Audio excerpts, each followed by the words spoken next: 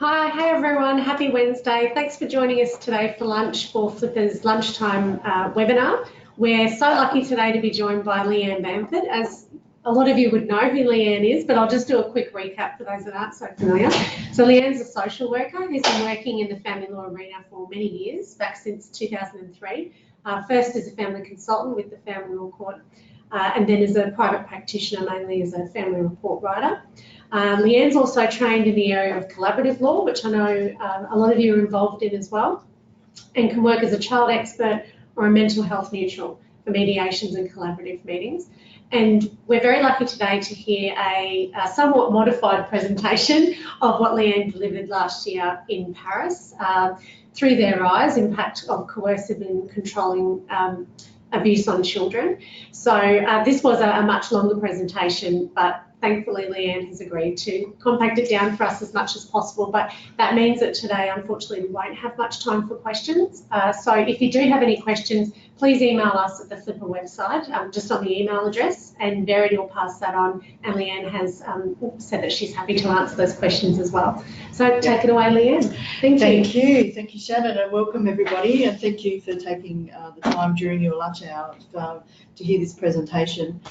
It is quite long. At times I may just rush through some of the information, but hopefully it'll still be at a pace where you'll be able to comprehend and take the information in. I've just come back from attending the European Domestic Violence Conference in Oslo, which was amazing. 850 people attended it, which sounds insane, and there was a great representation of Australians there as presenters and attendees. So I've come back sort of feeling quite affirmed in sort of what we're doing and our understanding of the issues of domestic violence, and quite encouraged to sort of keep working and assisting in helping us understand, and the judiciary understand, the issues of domestic violence. Today we're going to particularly look at the coercive and controlling abuse. Now, they often say that you shouldn't eat a meal while you're watching the news because the content of the news can be disturbing or distressing. Some of the content of this presentation could be somewhat alarming or distressing. And so I apologise in advance if you have any digestive issues at the end of this, but I know that some of you will be eating a lunch while you're listening to this. Okay, so this presentation we'll be looking at what is coercive and controlling abuse, how are children harmed by coercive control in the context of where their father figures are the perpetrators of the domestic violence against their mothers. We'll look at what the implications are for perhaps parenting orders that you may wish to seek on behalf of your client or for the children, and we'll touch very briefly, I apologise, but it will be very brief, on the issue of self-care. The key arguments of this presentation will be children must not be invisible, and they need to have a voice, and their experiences need not be lost in matters involving domestic violence. Their experience is often central when taking a child-focused approach. As we continue to understand and recognise coercive control and seek to address it more effectively, we must also account for the impact that it has on children and understand the trauma of coercive control. Coercive control creates an isolated, disempowering and constrained world which can impact on a child's resilience and healthy development and contribute to the short and the long-term emotional behavioural problems of the children. So what is coercive control-based domestic abuse? Now, Emily Katz was actually at the conference, and I felt like a bit of a groupie. I was quite excited to see her there, and I've read quite a few of her articles, and she's done a lot of work, particularly in the research of involving children and hearing their voices and their expressions and experiences of domestic violence. And she would argue that there are two main types of domestic abuse: situational couple violence, which is a term that we're used to, particularly in regard to Johnson's work, and most of you will be familiar with her book In the Name of the Child. And she would argue that the second one is coercive control. Evan Stark is a fellow from the States who's done a lot of work from the feminist perspective in identifying and discussing the issue of coercive control. So situational couple violence is triggered by factors such as poor conflict resolution skills, poor communication, and stress. The difference, in particular, when we're looking at coercive control, is that the abuse will be caused by one partner striving to control and coordinate, to subordinate the other. Coercive control is a particularly harmful form of domestic violence, and it is usually perpetrated by males. Now, it's not to say that females don't perpetrate this kind of abuse, but this paper, and certainly the feminist perspective, would argue that it's within a different context that females would perpetrate this kind of abuse.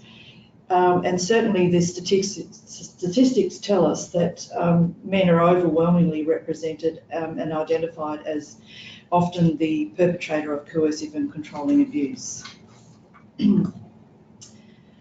So what is coercive control-based domestic abuse?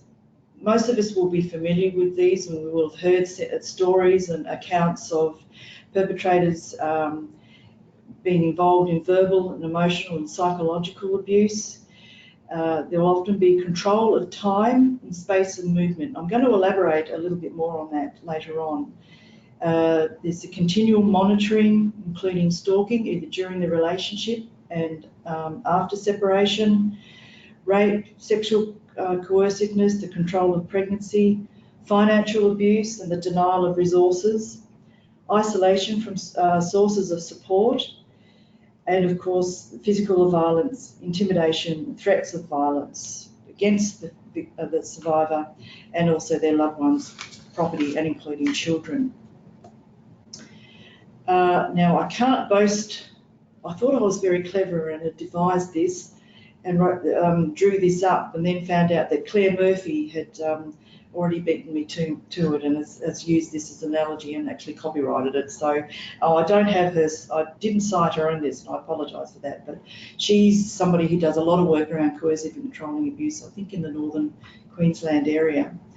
And I often use this in evidence to help us conceptualise the anomaly of some of the invisible components of coercive and controlling abuse. Most of us are used to looking for evidence that will support allegations of physical violence or anger issues and intimidation.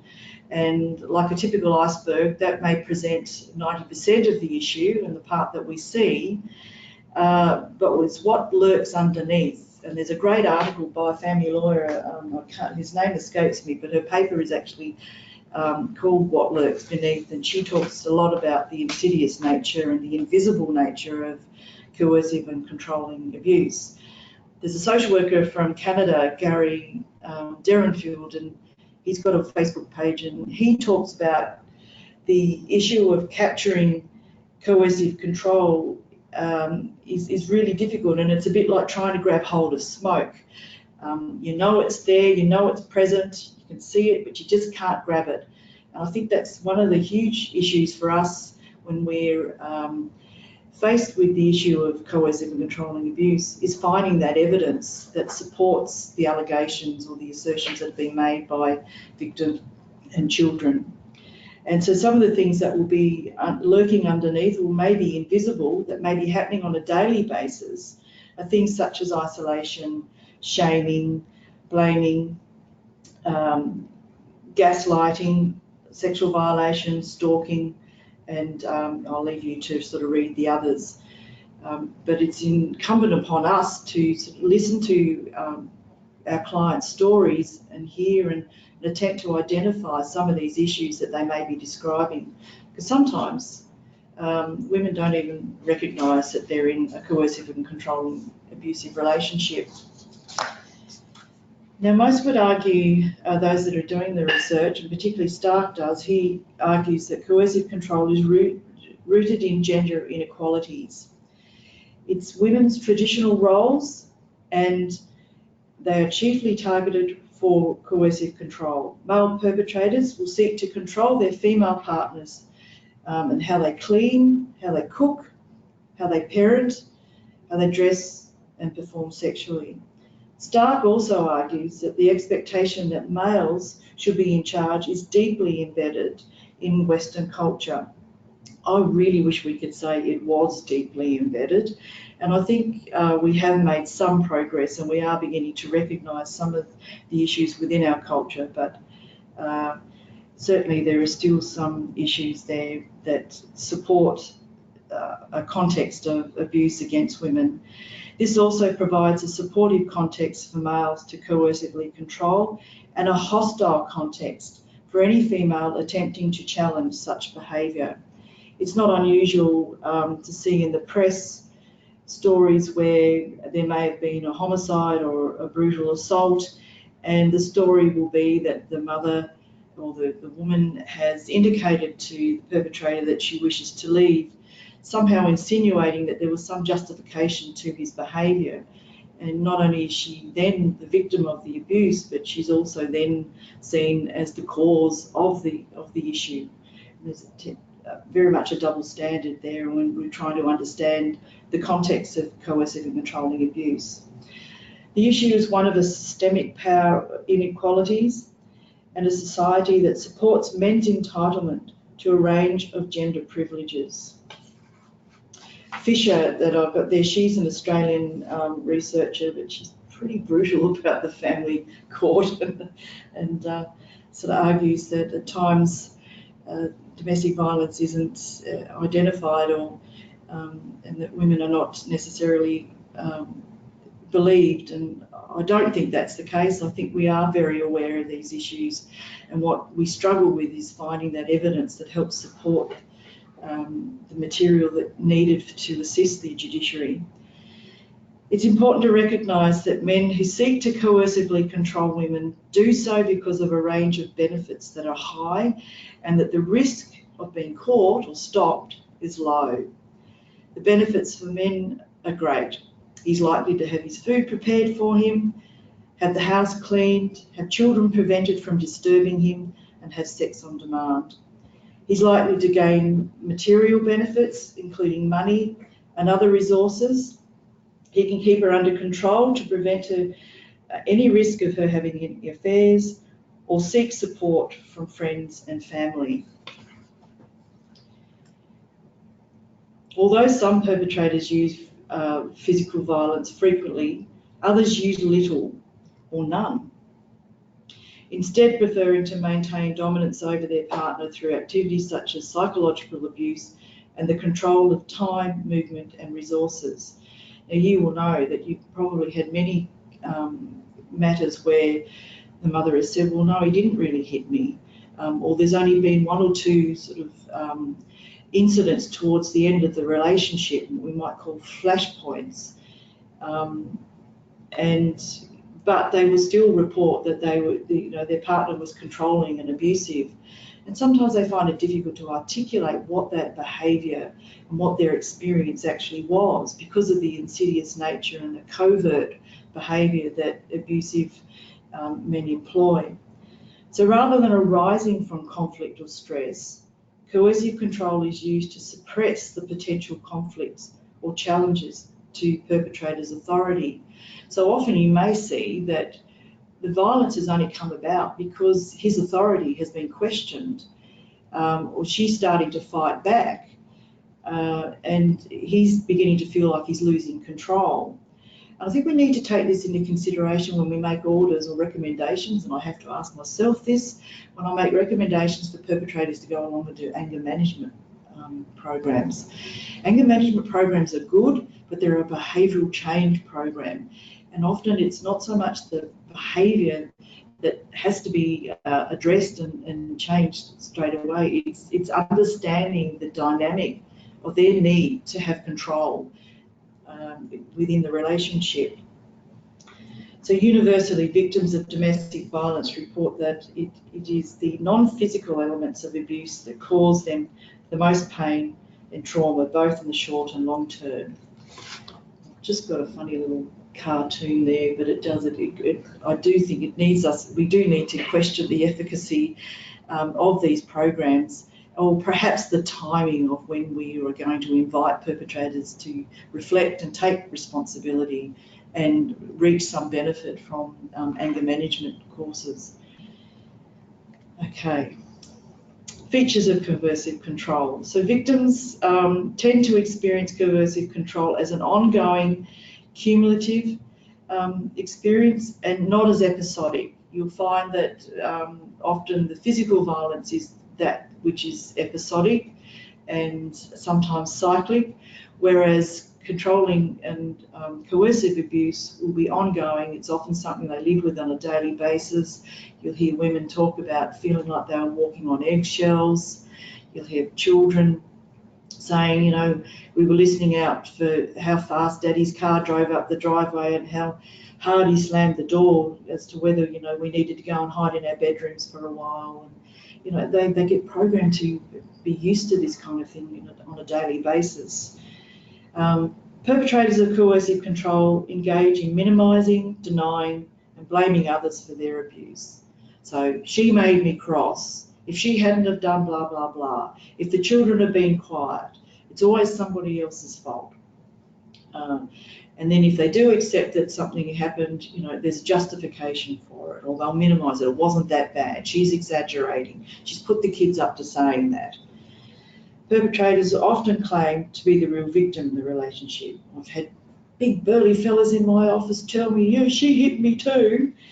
And if you do a little bit more exploring and find out the context and when she slapped him or threw something at him, more often than not, it's in the context of her protecting herself or her children. A common technique to achieve coercive control is disguise. Men will behave and present one way when they're abusing the woman in the privacy of their home. They'll be the terroriser, and may behave very differently when in public or at work or socialising. I've got in their brackets a charmer, and I'll often hear women reflect when they first met their partner, oh, he was so charming, and I've come to believe that charming is an alarm bell for me these days. If I hear the word charmer or charming, there's probably a lot more to it. Well-known impacts, we're quite aware of the impacts of physical and mental health as a result of coercive control. Westmoreland, I should say, and Kelly highlight that coercive control limits the women's space for action. It is their freedom to say and to do things and to meet their own needs without worry or fear. And this is achieved through perpetrators micro-regulating their everyday behaviours, women's options, choices, ability to decide for themselves diminish further and further. So we often hear people ask the question, why didn't she just leave? And quite often, once they've been in a coercive and controlling abuse, they've lost that sense of self, that sense of empowerment. One of the presenters at this conference that I went to spoke of a client of theirs who reported that her partner would give her a list of chores that she had to do for the day, and he would put time limits, and there'd be only so much time she'd have to actually complete that chore until she went on to the next one. And he would ring during the day to make sure that she was on time and getting the chores done.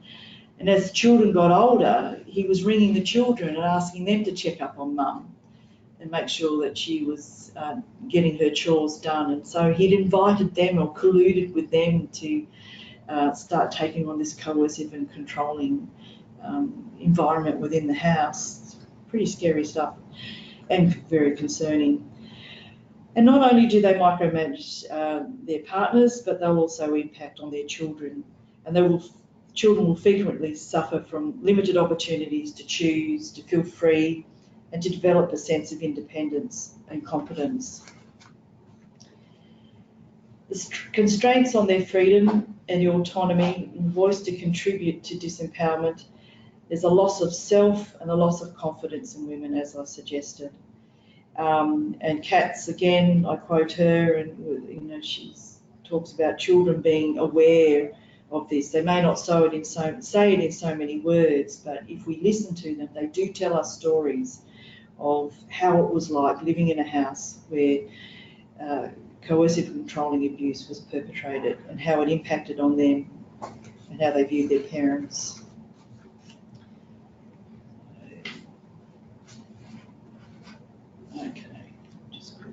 So I'm talking about here, and you may be thinking, well, this is supposed to be about how it impacts on children. You can't talk about how coercive and controlling abuse impacts on children without talking and understanding how it impacts on women, particularly as parents.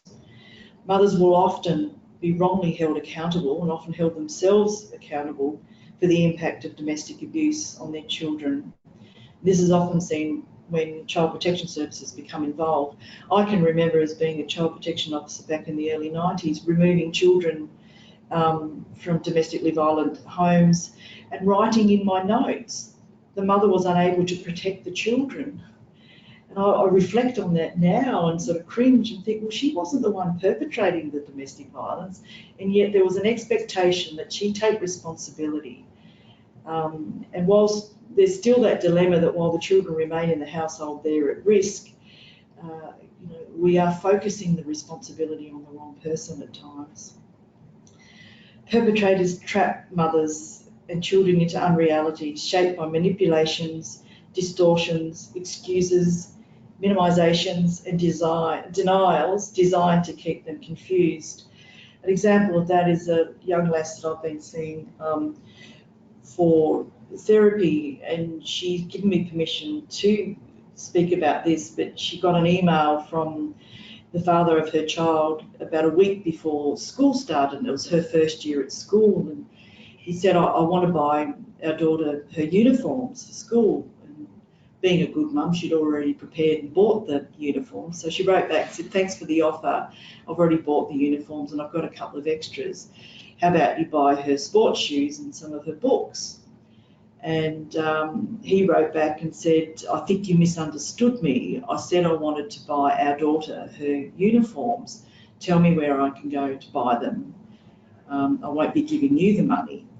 And she wrote back and said, no, I didn't misunderstand you. I just, but you need to understand that I've bought them, and thanks very much for that, but, here's what you can do. And his next email was, I'm really disappointed in you. This is typical of you undermining my relationship with my daughter, and this is a poor show. I said, and you are a terrible example of a mother. And she's got a psych degree, this young lass. She doesn't work in that particular area anymore, but she's fairly smart, and she was even doubting herself and second guessing whether perhaps she'd got something wrong or misunderstood something. So Fisher argues that the ability to put on a disguise not only prevents people from detecting the father's abuse, but it can also act to confuse and isolate women, and that example I just gave you is a good example of that. And she may see him acting in a charming and a cordial manner while they're out, and this can often confuse them and say, well, there must be something wrong with me. He's acting very nice to these other people. It's often the case that a perpetrator of coercive control is cleverly able to act both as a respectable member of society while sending secret, intimidating signals to the mother that she will understand. And I think we often see this in court. I don't know how many times I've been in court and the lawyer for the mother has prepared them, they've got ready, they've come into court, they've sat down, she's looked across to him, he's given her that look, and she's ended up in a puddle. And I can remember one time one of the judges was actually in court, and he looked up shocked and couldn't understand what had gone on, and reprimanded the mother's lawyer and said, she needed to keep her clients under control. And this is how covert and sneaky some of the impact of coercive control can impact on mothers and indeed children. Stark and Katz would argue that there's been historically very little wider social awareness of coercive control. Instead, Western society is generally pro-fathers, pro-intact families, pro-gender roles that normalise male power. I think, thankfully, that's beginning to be challenged, and we're beginning to see different ways of this. I was quite impressed that while I was in Norway, they see themselves as a feminist state, which I thought was quite impressive. And and for the most part, there is gender equality there. So there is hope. maybe we can evolve and continue to address the power imbalance.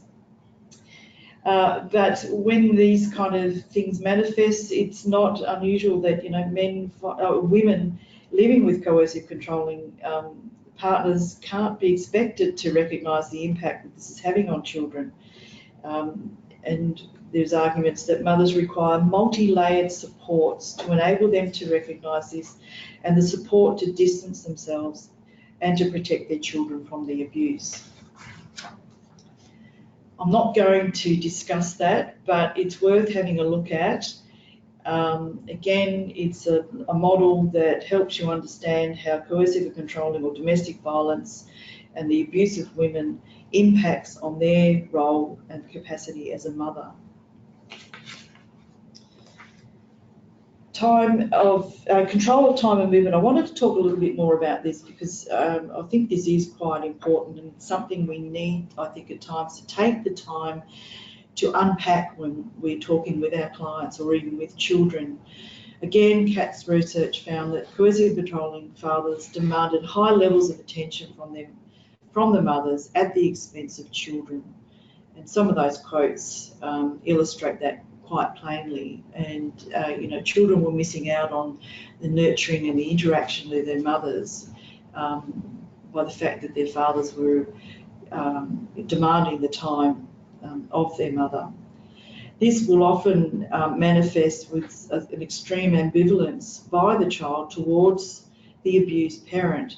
Often that's the mum who's the primary attachment figure, who's the primary carer. They're wanting to attach, they're wanting to have a relationship with the mother, but they're often finding them unavailable. And so there's resentment. And this is incredibly confusing for children, and particularly at a tender age when they're developing those crucial primary attachment and secure attachments to their parenting figures. Perpetrators and fathers of coercive control limit the amount of maternal attention, just what I've said, that children can enjoy, and reduce the opportunities for fun and affection in their homes. Children often report feeling sad, annoyed and angry at these ongoing situations. This contributes to the withdrawn and aggressive behaviours that most of the children, particularly in Kat's studies, displayed during domestic abuse. When perpetrators, fathers control mothers' movements outside the home, this severely restricts children's social lives. It prevented them from engaging with wider family, peers and extracurricular activities. I had a mother report once that before her partner went to work, he would read her odometer, and he allowed her 15 kilometres to clock up for that day. And he carefully calculated that that was enough. They lived in a small country town. That was enough for her to get the children to and from school, and for her to go to the supermarket. And any kilometres over that, she had to explain herself. So she may need to take the children to the doctor because they were sick, or there may have been some other emergency. And if she could not explain why she had done those extra kilometres, he would accuse her of having an affair or going behind her back or being dishonest. And she said later on, when the children got a bit older, she used to drive them halfway to school and let them walk, and she'd clock up a few credits of kilometres, and she'd actually go and visit her mum. And so that was her tiny little expression of resistance from this coercive and controlling environment she was living in. And this impacts on the children. She couldn't get them to soccer, she couldn't get them to piano lessons, she couldn't allow them to spend time with family or friends. I'll just put this drawing in. This was done by a 16-year-old who said that this is how she felt while she was living in this an abusive family, and it also depicted how she thought her mother felt. So scared, upset, but no voice, no opportunity to express, and no sense of empowerment. They're just some quotes. Again, I'm going to breeze over those, but they're good indicators of how children, if you give them the opportunity, you give them license to express how it was, they're pretty good at articulating exactly what it was like and how it impacted on them. There's a mother's quote there also about family trips and missing out on knowing their grandparents and developing friendships. And again, that's just my point. The isolation that they perpetrated with the mother also impacted on the children and limited their opportunities to create resilience-building relationships with non-abusive people outside their immediate family. So no sleepovers for these kids, because they might actually be sleeping over at a healthy family where mum and dad actually get on quite well and treat one another respectfully. No perhaps going along to soccer, because the soccer coach might actually be a half decent male that models good respectful behaviour. The multiple benefits that positive experiences of grandparents and friends and extracurricular activities can have on children's social skills and confidence and development are denied. Katz would argue that when and if they have left that relationship and when they're starting to recover from the abusive environment, they need time to build these skills and this confidence and opportunities to socialise and explore the wider world. And maybe these things need to be taken into consideration when we're looking at developing parenting orders and seeking orders on behalf of mothers and children. Again, these are quotes that I don't particularly want to dwell on because it takes up time for this presentation, but they certainly indicate how some children have had the opportunity to articulate, and some mothers, of course, of how their coercive and controlling abuse has impacted on the children and the functioning of the family. So, impact on children, we finally get to it. Not that we haven't been discussing it, but identifying and understanding the dynamic and the strategic actions used by the perpetrator help us to understand how some perpetrators and fathers directly and purposefully extend their coercive controlling abuse over their children as well as their partner or wife. Experiencing coercive abuse is likely to contribute to poor physical and mental health in children and poor achievements at school. There's a table, some slides down, that indicates some of the indicators of trauma and the impact on children at the particular developmental stages. We'll get to that. Coercive control must be seen as a form of child abuse that children live and experience, not just witness. Children will suffer from a range of serious emotional, psychological, behavioural and developmental consequences.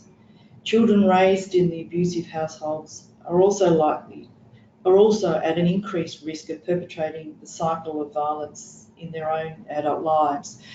One of our keynote speakers at this conference in Oslo, Thierry Thorensen, she's from Norway, they're doing a longitudinal study at the moment, and what they're finding is that adult children that have survived abusive families are actually, most of them reporting having been in dysfunctional relationships, either as a victim or as a perpetrator. They're finding a high rate of them are disclosing and reporting psychological issues such as depression and anxiety. Nearly all of them talk about a great sense of shame. And when we talk about shame, we're not talking about guilt, we're talking about that sense of worthlessness, of unworthiness, of not being lovable.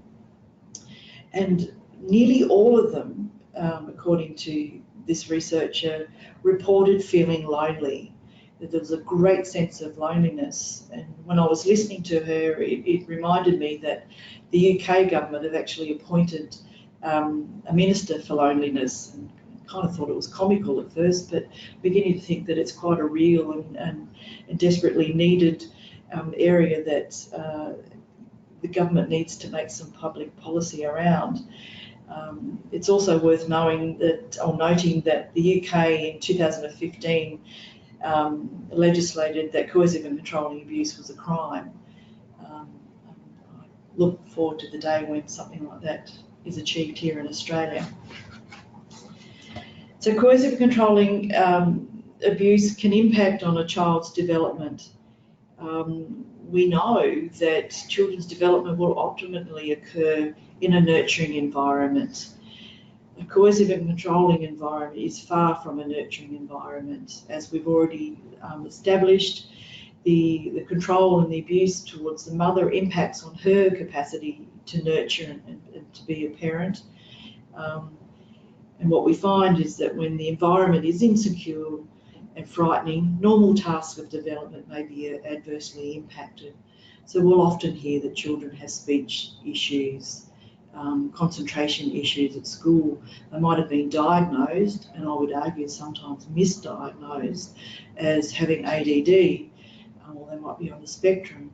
When actually what we might find is if we dig a little bit deeper, these behaviours and issues that they're challenged with are actually indicative of trauma rather than being a child that may have attention deficit issues. Professor Vanderkolk talks about complex trauma, and it's a term that's been adopted by the field in the traumatic stress to describe the experience of developmentally adverse events such as family violence or antisocial environments in childhood, and that are chronic, prolonged, and often terrifying. And he argues that adverse child experiences, or ACEs as they call it in the States, is creating an overwhelming number of adults suffering from mental health issues, which has been grossly underestimated within public policy and with mental health services. And I would argue that we're possibly going to experience that here in Australia. This probably goes without saying, really, but there is increasing evidence that physical, sexual and emotional abuse of children is more likely to occur in a home where one adult is violent towards the other than in a non-violent home. These experiences of abuse are severe and pervasive. These experiences usually begin early in life and can disrupt many aspects of the child's development and have a profound impact on their sense of self. So like I've already said, it can impact on some of their developmental issues around speech, around other cognitive development. There's studies that show that children in traumatic environments and violent environments will have a high level of cortisol in their brain. And cortisol is often produced when we're highly aroused and we need to be hypervigilant and we need to keep ourselves safe. And you'll all know of the fight, flight and flee dynamic. But what they're also finding now is that prolonged and larger amounts of cortisol in the brain actually kills neurons. And neurons and neurotransmitters are extremely important in the development of young children's brains. As they often occur in the context of the child's relationship with the primary carer, they interfere in the child's ability to form a secure attachment relationship. And I've got their absent presence. So you'll often see the phenomenon where babies mainly concentrate on your face. They're looking for the cues, they're looking for the communication that lets them know that they're safe. Now, if mum's busy looking over her shoulder to ensure that the perpetrator's not around, that she's safe, that she's keeping her child safe, well, that child's missing out on those crucial developmental cues from mum's facial expressions and communication at an early age. That's just one example of how this can impact on a child's development that we may not necessarily see as being sort of obvious. But these are the things that we need to be identifying and arguing when we are discussing the impact of coercive and controlling abuse on children. Okay. With my other presentation, I talked quite a bit about trauma and sort of go into that, but time will not really allow us to do this. But these are two definitions that I find particularly useful when I'm trying to describe the trauma of abuse in my reports. It's not the DSM-5 definition, but I particularly like this one from Tara. Trauma is when we have encountered an out of control. I think that's the important thing here. It's when you experience something that's beyond your control. It's a frightening experience that has disconnected us from all sense of resourcefulness or safety or coping or love. Judith Herman, who's one of my people, I'm sort of a bit of a groupie and think she's wonderful, that she's just retired. She was one of the earlier practitioners to sort of discuss the issue of trauma, and she's got a wonderful book called Trauma and Recovery, and she defines complex trauma, and I think this is the critical one that we need to be looking at when we're talking about the impact of coercive and controlling abuse on women and children. It's typically the result of exposure to repeated or prolonged instances of multiple forms of interpersonal trauma, often occurring under the circumstances where escape is not possible due to physical, psychological, maturational, family, environmental, and social constraints. In her book, she talks about individuals surviving in abusive households, not unlike living in a prison without bars. So they're trapped, but not necessarily physically, but most certainly psychologically and emotionally they're trapped because of the coercive and controlling abuse. So the consequences of that trauma, we'll find that children and indeed mothers will experience increased episodes of fight, flight and freeze response. They'll be hypervigilant, there'll be a higher level of arousal, perhaps paranoia. Women and children will be diagnosed with anxiety issues. There'll be perceptual and information processing distortion, and this is where you start to hear reports of children not doing so well at school. Increased pain tolerance, emotional blunting, numbing, aggression, irritability. They'll experience decreased memory processing and retrieval. Again, this will can potentially impact on their academic achievements. Reality testing, and this is a tricky one because kids will want to escape from some of this. So some of the stories they might tell you in family report time, might not actually be all that accurate. And this is where there's difficulty in sifting through the information and making sense of what is actually happening, what have they actually experienced. And you need to contextualise some of their comments within the context of trauma.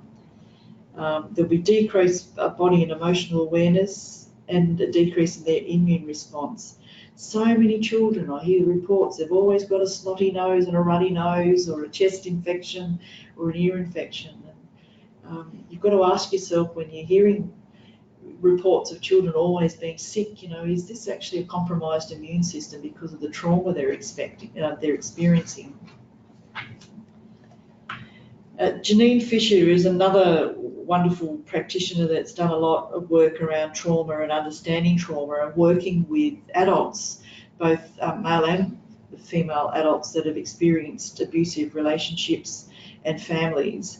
And this little diagram kind of explains how children end up developing a disorganised attachment as opposed to a secure attachment, which is what we want them to optimally achieve. And this will often occur in the context of an abusive and unsafe environment. And so children get confused, and like it says here, do I run towards or do I run away? Is it safe to trust, or do I have to remain untrusting and alert and keep myself safe? So she's a good one to look up. Again, I don't want to dwell on this diagram for too long, but it's another one of Janina's that indicates some of the things that mothers and indeed children might manifest and represent in your time with them, or you may have medical reports, psychological reports, psychiatric reports that will talk about some of these things that they will exhibit. So complex trauma can have a devastating effect on a child's physiology, physiologically, on their emotions, their ability to think, learn, concentrate, their impulse control, self-image, and relationships with others. Across the lifespan, complex trauma is linked with a wide range of issues and problems, including addiction, chronic physical conditions. A lot of autoimmune conditions are now being attributed to trauma and deep-seated psychological issues. Depression and anxiety, self-harming behaviours, and other psychiatric disorders. And again, this keynote speaker at this conference, Siri Thorenson, she certainly backed up that these were a lot of the issues that these adult children survivors were indicating they were experiencing in their life now. There's widespread consensus that the complex trauma has a potential to interfere in the neurobiological development, impacting on both daily functioning and the developmental trajectory. And again, I use the example of the cortisol levels in the brain and how that may impact on the development of a young brain. These, again, are just some quotes from some of the research that's been done and how children account for their experience in these relationships. The top one there, constantly on edge, never free, never safe. It was like there was no safe place. Being at home wasn't safe at all. It was just that that's the place where you are. And you are constantly alert. And if you think back to Judith Herman's definition of complex trauma, this young lass is the very essence of that. You know, you don't sleep properly. You just sit there. You wait for something to happen. That's the table that I referenced that gives you a bit of an indication of what you may hear a parent reporting or a professional reporting, or you may hear children report, or you may witness it yourself in terms of their developmental stage and what they will exhibit and manifest as a result of being exposed to abuse and exposed to trauma. So the emotional effects are large and extensive. I can't put them all on here, but for the most part, they will experience, they'll report low self-esteem, experience levels anxiety. Lots of little kids will talk about having sore tummies, repressed feelings of fear, anger, guilt, confusion, regression. You'll often hear reports, he started overnights with his father and he started wetting the bed again, or they've gone back to talking baby talk. You'll often hear them say they were really clinging when they got back from seeing their dad. Or they were aggressive and they behaved badly. Suicide thoughts. I've got children now as young as 7 and 8 reporting that they just wish they were dead. I just find that confounding and extremely concerning. There'll be a lack of trust and a lack of social confidence. The impact on their cognition is, you know, how the words and the messages that they give themselves. So their experience will be that people hurt them, that I'm helpless to prevent bad things from happening. I'm defective. I don't matter. I'm helpless. Again, Siri Thorenson talked about these adult children survivors reporting that, you know, they felt great shame, you know, that they felt worthless. They couldn't trust anyone. You will hurt me. Most people will hurt them. They don't even trust the report writer a lot of the time. Again, some other quotes from research that's been done. Again, I don't want to particularly dwell on those, but certainly read them later and they'll concretise what we've been saying. So I want to now just talk about, there's this misunderstanding, or there has been in the past, I think we're all beginning to sort of appreciate that domestic violence and the perpetration of coercive and controlling abuse does not stop once the relationship stops. And there was a saying at this conference that, you know, that separation is not the vaccine for domestic violence. there is increasing amounts of evidence that indicate that just because the relationship ends, the domestic violence doesn't.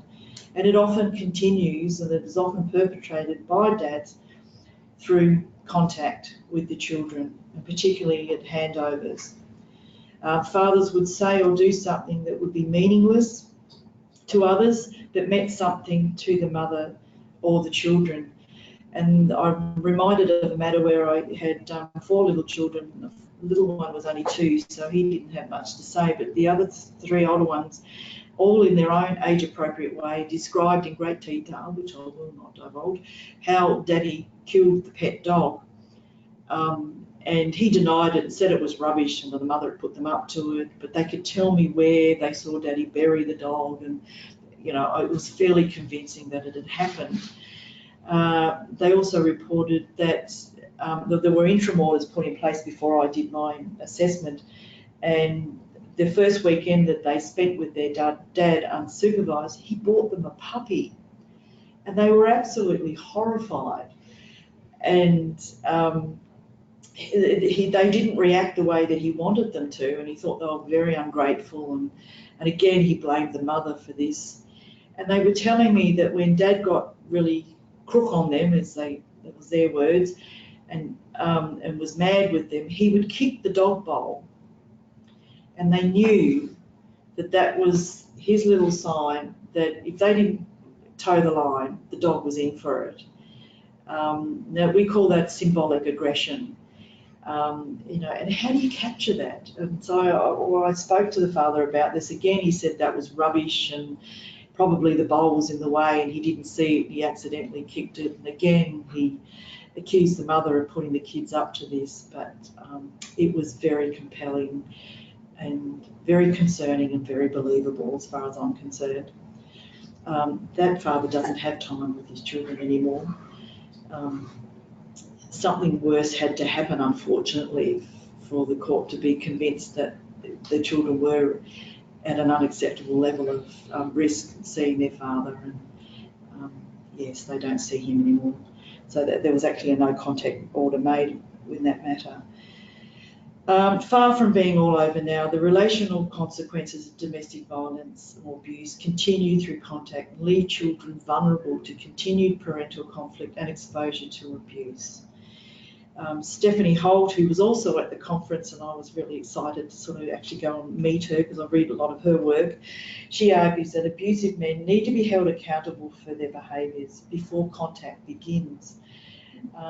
This is a tricky thing for us to get our heads around, and even I struggle at times, but if you're able to get the evidence, and if you can argue that these children are still at danger and you're not confident that the abuse is going to stop, then invite these men to take responsibility and change before contact begins.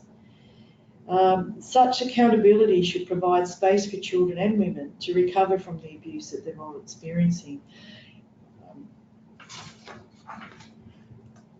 Okay.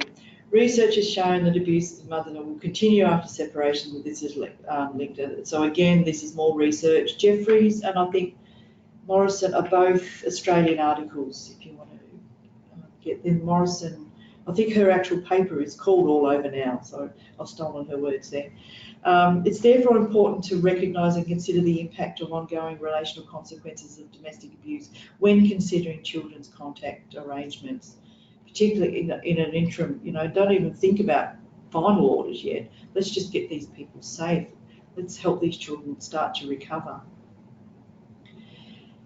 Morrison's research, there were examples of fathers being angry when children spoke of their mother, and therefore they learnt to compartmentalise, getting towards the end, relationships with the parents during contact. So some learnt that they didn't talk about mum. Others were encouraged, and their fathers would interrogate them. What's mum up to? Has mum got a job? Has she got a new car? Who's her friends? Has she got a boyfriend? And I think I've got some quotes on the next page where, children sort of dreaded going to dad, that top one. I get upset if he pumps me for information. It worries me if he keeps on about mum.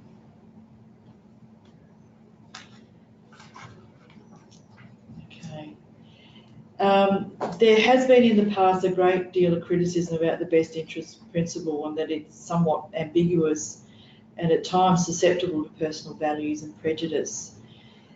Jeffries argues that these criticisms about child contact and domestic abuse have a recurring theme, and that being that rather than questioning whether contact in this context is in the child's best interest, decisions focus on making contact happen. It's almost like we feel we're compelled to make contact happen at any cost. And instead of the best interests considerations, it results in prioritising the maintenance of the perpetrator-child relationship and the abuser's rights over victim safety. I think that's changing. I really do believe that, but we've got to be conscious that we don't fall back into that. And again, that falls back into that understanding coercive and controlling abuse from a feminist perspective and some of those Western cultural and institutional practices that have in the past supported men's abuse of women and indeed children. This overriding focus on making contact happen risks minimising the impact of domestic abuse that it has on children, and it risks posed by the father who perpetrates abuse, particularly coercive and controlling abuse. Now, I'm very conscious of the time we've got about, and I'm going to rabbit on very quickly. It's a shame in a way, because I think this is what happens all the time. We don't get to the point of talking about perpetrators and helping to understand them and engaging with them. Because I know that, you know, most of you at some point will represent perpetrators. You're not just representing victims and, you know, the children of abusive relationships. The research, unfortunately, at the moment is indicating that they're not likely to be good parents. They're not likely to be involved. They're going to be more controlling and authoritarian. They're going to have difficulties empathising. It's not good news for them, basically. And, you know, that's difficult. We want children to have good dads in their lives. We want them to have relationships, you know, with both parents. But we need to be conceptualising coercive and controlling abuse as a parenting decision, and a very bad parenting decision by those who choose to perpetrate abuse. You know, some fathers describe their children as provoking the violence. Again, that's where they use their children to, you know, mitigate responsibility. They demonstrate limited capacity to change, limited insight. Again, it's all very depressing. I did hear women, or some people at the presentation, talk about some very successful perpetrator programs, particularly in the UK. And so I do want to be optimistic and say that we mustn't strive to understand them. More often than not, these abusers are the children, the adult survivors of abusive families. It doesn't excuse their behaviour, but it may assist us in helping understand their challenges and what needs to happen to help them take responsibility and to change. I'm just going to quickly flip over the next one. Just very quickly, I think what's held us back is not only an understanding of coercive and controlling abuse, but some of those assumptions that we've had there that, you know, domestic violence ends with separation. There's often that allegation that women trying to protect children are accused of alienating the children from the parents. There's an assumption that contact at any cost is in the best interest of the children, that father absence is more harmful than an abusive father. I might just skip over that reference. We need to be conscious of the language we use, particularly when we're talking about children and domestic violence. It's often the case that terms like witness and exposed to has an effect of minimising the child's experience, and thus plays into what we often hear as men's justifications for rationalisation of abuse. For example, the child wasn't in the room, they didn't hear it, they didn't see it, I'd never hurt my kids, and yet they would hurt the mother. And we've got to help them understand and connect that hurting the mother of his children impacts negatively and abuses his children.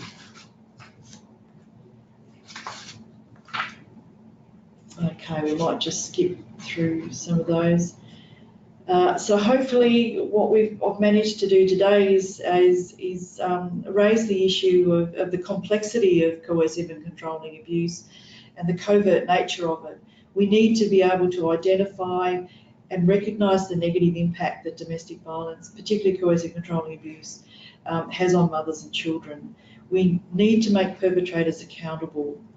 We need to consider the notion that children don't need contact with every and all parents. They need contact with good, safe people. And if a parent, you're identifying them as not being a good, safe person, maybe no contact needs to be considered. We need to apply conviction, authority and compassion when engaging with survivors of abuse, their perpetrator and the children. There's just very quickly, I'm not telling you what you need to do, but they're just suggestions that you may want to creatively look about when you're seeking orders. And I particularly want to just draw attention to the temporary sole parental responsibilities of the mum, particularly if she's left the household and she's now living in a refuge miles away from the catchment area where her children are at school. She needs the parental authority to be able to enrol them into school, and may also need to ensure that the perpetrator doesn't know what school they're attending. It's a logistical, practical seeking of a sole parental responsibility, rather than taking away and denying a father his rights. So consider these kind of things, particularly in interim orders where you're wanting to try and address it and affect some kind of change. I'm very aware that some of you are probably munching away or finished your dinner or lunch and need to go. I really can't talk about self-care, but just to say that we're not robots. This does impact on us. We hear sad, awful, distressing stories. It does impact on us. Give yourself permission and recognise that sometimes this is stressful work and it will impact. Find safe and good people to talk to. Do whatever it takes to make yourself feel better. Retail therapy works for some people. I had to get a penguin in there, please forgive me, but I found this and I thought it was appropriate. Be aware of when times in your life, maybe things that gave you joy are feeling a bit jaded. Ask yourself, what's happening for yourself? Do I need to sort of check in with a mental health person or a trusted friend? Be cognizant of, what you're eating and how much you're drinking. And the last one, which is I need to put on the top of my bucket list, is my fitness. I work an incredibly sedentary life. I'm sitting and writing up, the notes from my interviews, and then I'm sitting there and typing up the report. So one of the things I have to do is get out there. And I know some of you are incredibly good at keeping yourself fit, and that's very good for your not only your physical fitness but your mental health. Okay, so the conclusions, I hope, are fairly obvious. Children are victims of coercive control. They are harmed by it, even after the parents have separated. In addition, safety and victims of coercive control need support to gain and regain their confidence and sense of empowerment, and we can play a part in that. As coercive control is increasingly recognised, children's experience must not be left invisible, nor should it be ignored when considering future parenting arrangements. And last but not least, like adult victim survivors, children need safety from coercive control, help to recover from it, justice for the crimes that have been committed against them, and a family law system that will change the paradigm and protect them from ongoing coercive control. I thank you for those that are still there, for hanging in there and listening. I do have references there. The ones in bold are the Australian articles that I've relied on, and I'm happy for this PowerPoint presentation to be shared amongst those that have listened. And thank you very much for listening. Thanks so much, Leanne. I think would very much be speaking for everyone at home when I say thank you for that hugely beneficial seminar. I think it's something that everyone's going to be applying straight away. And I would invite you, if you've got any questions, to put those through to Flipper, or Leanne's also got her email address there. Yep. And we'll be distributing those PowerPoints. So thank you, everyone, and thank you to Leanne, and enjoy the rest of your day.